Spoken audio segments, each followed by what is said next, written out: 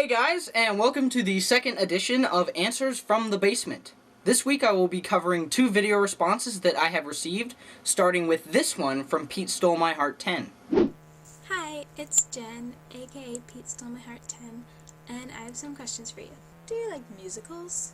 Yes, actually I do enjoy the occasional musical. Some of my favorites include Jesus Christ Superstar, which was a 70s rock opera, Sweeney Todd and the Demon Barber of Fleet Street, and my all-time favorite, The Phantom of the Opera.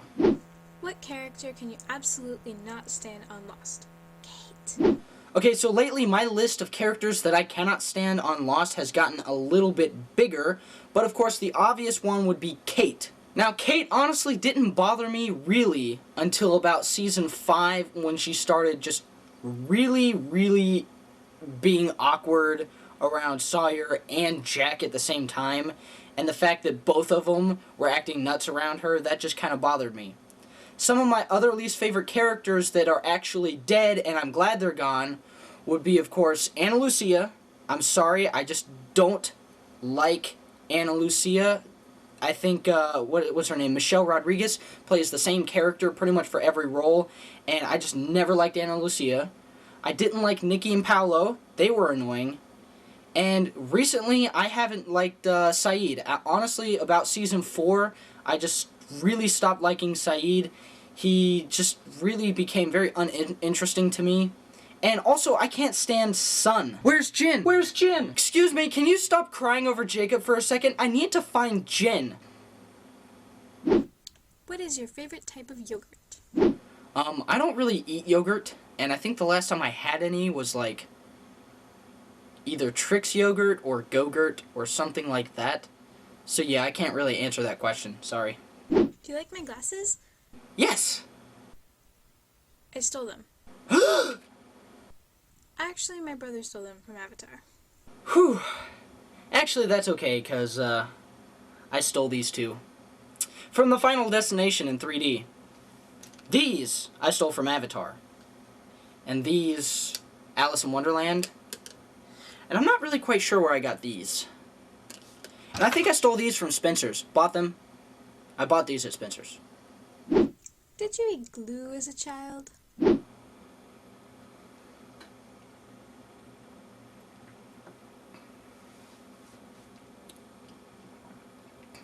No.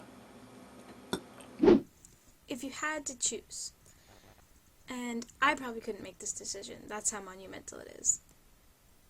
A day on the set of Lost, or a day on the set of The Last Airbender? Oh man, that's a really tough one. Okay, so like, I would really want to go on the set of The Last Airbender just so I could find out what changes they're making, how awesome is it going to be, maybe talk with some of the cast members, or maybe even Shyamalan himself.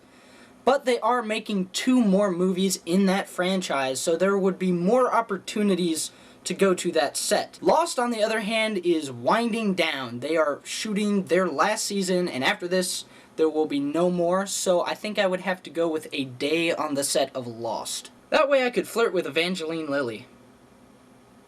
What? Don't call me a hypocrite. Okay, Kate is annoying, but I'm sure Evangeline is pretty awesome. Lily hot. Are you deathly allergic to anything? I'm allergic to Benadryl. It's kind of funny because when I was a kid it would make me break out in hives. I don't think it would kill me, but it was still pretty bad. If you could work on a movie with any actor or any director, who would it be? That one's kind of easy for me because I would go with J.J. Abrams. The man co-created Lost and Friends, 2 of my favorite shows, as well as rebooted Star Trek into an awesome movie. He also made a really cool monster movie that I enjoyed and actually didn't find to be retarded, and also made Mission Impossible 3 good enough to make up for the second one, which was absolutely horrible. What kind of animal would you describe yourself as? And thank you for the reference to Lost. So I didn't really know what kind of animal I would describe myself as, so I took an online survey, and it told me I was a penguin. Which doesn't really make sense because I really hate cold weather. Actually, the description that they gave me on what penguins are like is pretty similar in a lot of ways to what I'm like, so if you are interested, I will provide a link here, or maybe down there. I don't know, in a week it might be like up here. who knows? So there will be a link in the description somewhere. Ninjas or zombies? Okay, now this could go several different ways, and my answer depends completely on the situation. For instance, would you rather run into a ninja or run into a zombie? In which case I would pick a zombie. Zombies can be killed, usually with a headshot, and really aren't that menacing when you think about it. They're just kind of like slow-moving people that want to eat you, and your chances of surviving a zombie attack versus a ninja attack are much higher. A ninja, on the other hand, is the personification of death. I wouldn't even realize until I had run into a ninja until my head was ripped off, rolled across the alleyway, and looked at my dismembered body. But then we have to consider another question. Would you rather be killed by a zombie or a ninja? The correct answer, of course, is a ninja.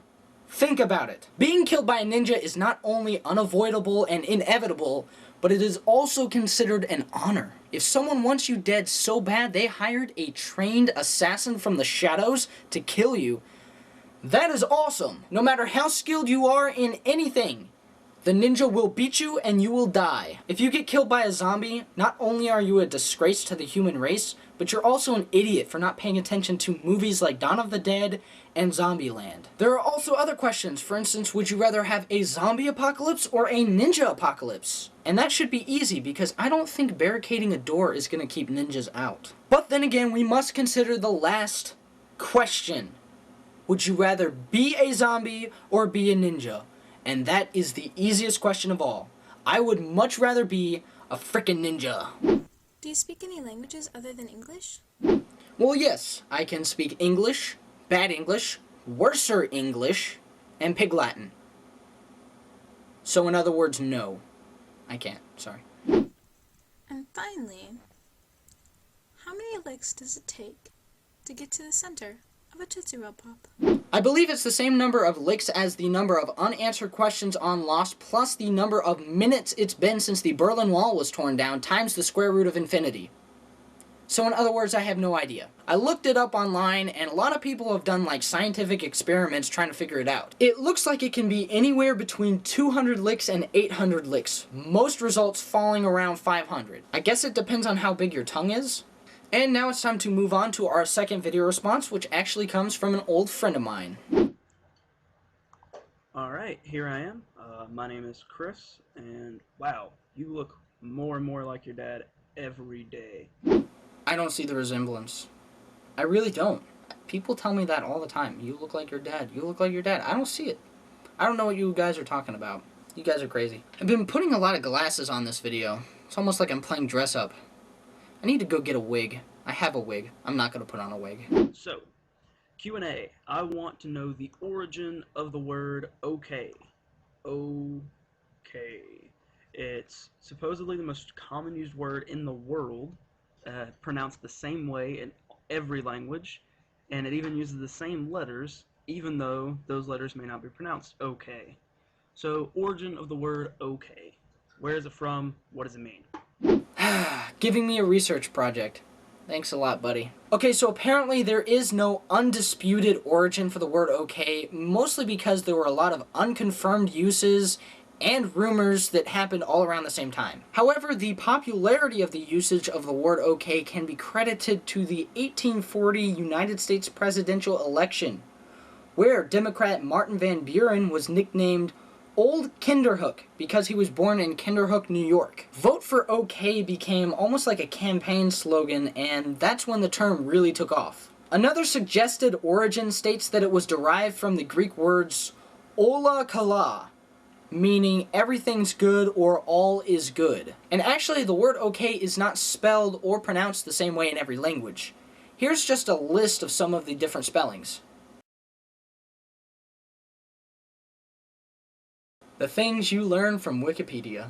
So that's it for this week, guys. Don't forget to leave me any new questions that you might have in the comment section down below or in a video response. Video responses will be cut up like you saw in this video, and I will also provide a link to your channel in the description. Next week I will be covering as many questions from my original Q&A video that I can fit into one episode, so make sure you check that out next Monday. Holy crap, I just found a 5th pair. Hold on. These are the 4 that I used in the video. And then I just found these. I have 5 3D glasses. There needs to be like a law against that. Alright, let's go over these. I took these from the Final Destination 4 because that movie sucked. I took these from James Cameron's Avatar because he's made enough money. I took these from Alice in Wonderland because they gave me a headache. I took these from The Christmas Carol in 3D because it was an early Christmas present. And, I still quite haven't figured out where I got these. I think I took it from Astro Boy. Was that even in 3D? I don't know. But I will be getting another pair from How to Train Your Dragon because I like dragons. Is that a good enough excuse?